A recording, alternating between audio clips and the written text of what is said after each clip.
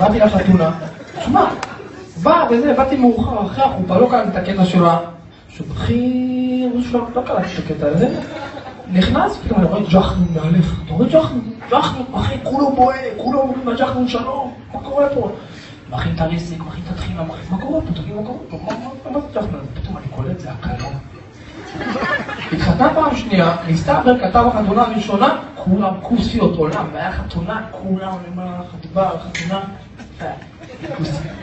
באה לחתונה? כן. אני כוסי. את באה? אני לא באה. היה חסרת, כולם יהיו כוסיות, נשרפה במתת שיסוף. באתי לאחרי החתונה, אמרתי, תקשיב, אני שם אותם לגג של האוטו, נוסעים בשפלה, מוכרים ים בג'חנון. היא אמרה, אני אחרי תחינה. אמרתי, אין בעיה. כן, אחי, חלת את הבדיחה הזאת?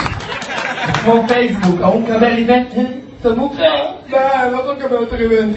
מה קרה, אחי? אל תישן, נפל עליך פקק מהשמיים, תבלי בירה? כאילו, מה, אתה לא יודע מה לעשות?